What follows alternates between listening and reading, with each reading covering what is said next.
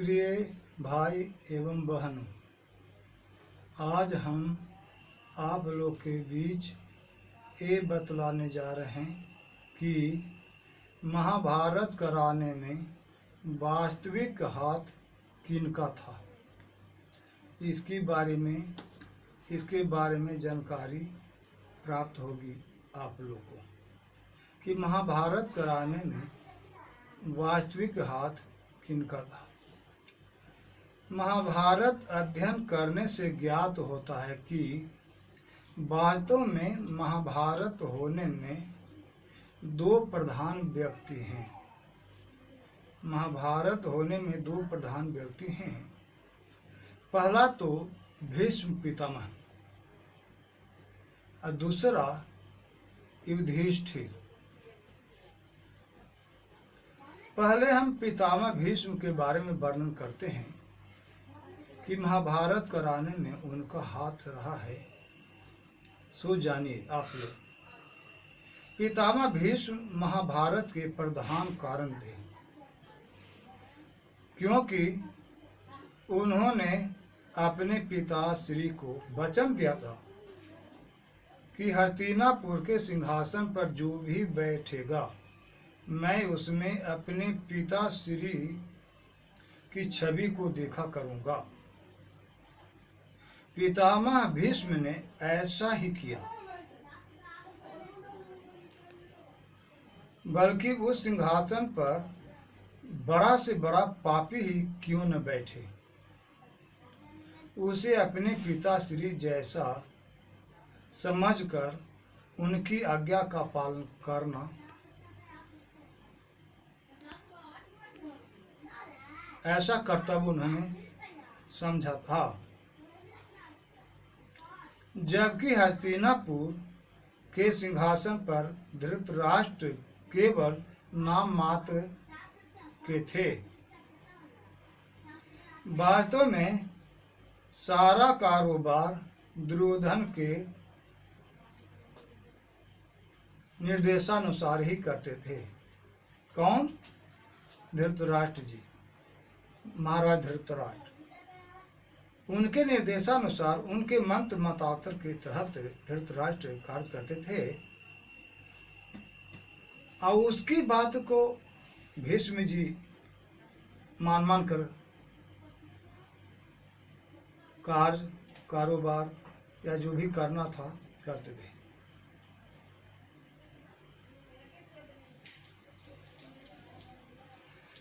उस धृतराष्ट्र में छुपे हुए दुर्योधन की आज्ञा पालन में निमग्न थे पितामह भीष्म। इस तरह से भीष्म धृतराष्ट्र के रूप में दुर्योधन की रक्षा करने में लगे थे। धृतराष्ट्र के तो वास्तव में केवल नाम ही था, सब कारोबार तो दुर्योधन के मतानुसार ही था। भीष्म राष्ट्र रक्षा में नहीं बल्कि सिंहासन की रक्षा में तल्लीन थे। यही कारण है कि भीष्म धृतराष्ट्र में छुपे हुए दुर्योधन की सदैव रक्षा कर रहे थे या करते थे, और दुर्योधन की ओर से युद्ध करने का यही कारण था कि भीष्म जी ने दुर्योधन की ओर से लड़ाई लड़ी। उन्होंने धर्म पर विचार नहीं किया, केवल उन्होंने यही सोचा कि धृतराष्ट्र सिंहासन पर विराजमान है। हमने अपने पिता को वचन दिया है कि जो भी इस सिंहासन पर बैठेंगे या हस्तिनापुर के सिंहासन पर बैठेंगे उनमें मैं अपने पिता की छवि देखा करूंगा और उनके तहत, उनके आज्ञा के अनुसार, उनके विचार अनुसार मैं काम किया करूंगा। पर इसका दुष्परिणाम महाभारत निकला। महाभारत हुआ, बहुत सारे लोग मारे गए, बहुत अछौनिया सेनाएं मारी गई। जितने सेनाएं मारी गई उनकी पत्नियां भी तो थी ना, वो विधवाएं हुई। तो क्या ये उचित था? ये भीष्म जी के कारण ऐसा हुआ। और आगे देखिए कि धर्मराज युधिष्ठिर ने क्या किया। इसी तरह युधिष्ठिर भी ज्येष्ठ पिता श्री में छुपे हुए दुर्योधन की आज्ञा का पालन करने में तल्लीन रहे और ज्येष्ठ पिता श्री धृतराष्ट्र की आज्ञा पालन करते करते युधिष्ठिर जी महाभारत की कगार पे पहुंचा ही दिए।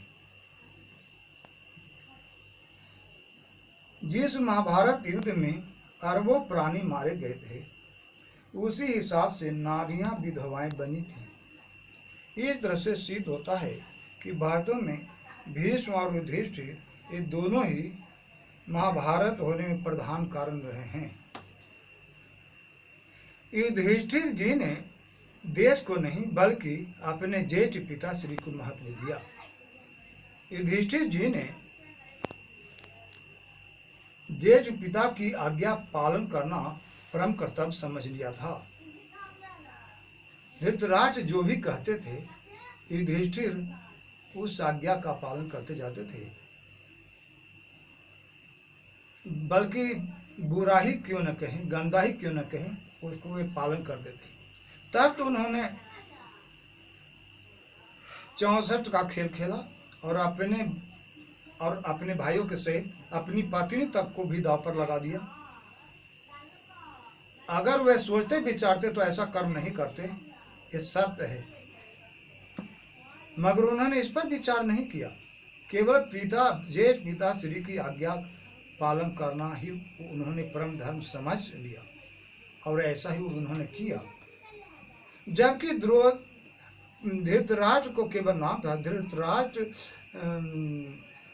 को दुर्योधन के मतानुसार चलना था। इस तरह से धृतराष्ट्र के रूप में दुर्योधन की बात को मानते जा रहे थे धर्मराज युधिष्ठिर, परंतु उन्होंने ये विचार नहीं किया कि ज्येष्ठ पिता श्री दुर्योधन की आज्ञा में रह दुर्योधन के मतानुसार काम कर रहे हैं, जो उचित नहीं है, अनर्थ है, राष्ट्र के हित में नहीं है।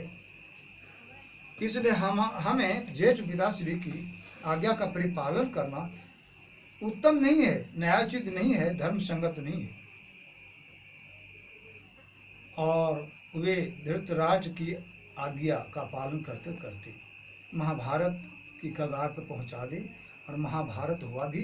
महाभारत में बहुत बड़ी जनसंख्या में प्राणी मारे गए, लोग मारे गए। जितने नर मारे गए उतनी नारियां विधवाएं भी हुई। यही दो प्रधान कारण हैं महाभारत के, भीष्म और युधिष्ठिर।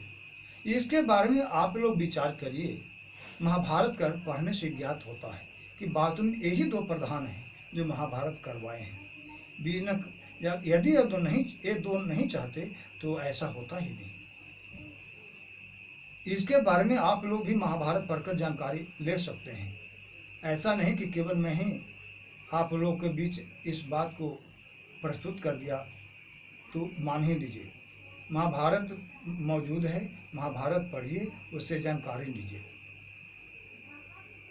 ऐसे तो मैं पढ़ी हुई बात ही बताया हूँ, इसमें गलत नहीं है। हमारी समझ में ऐसा ही हुआ है, आता है कि भीष्म और युधिष्ठिर ये दोनों मिलकर महाभारत कराने में सक्षम रहे हैं। इसकी जानकारी हेतु हमारे चैनल MS सत्यम SR वर्ल्ड को सब्सक्राइब करें और ज्ञान प्राप्त करें कि महाभारत कराने में वास्तव में किनका हाथ रहा है।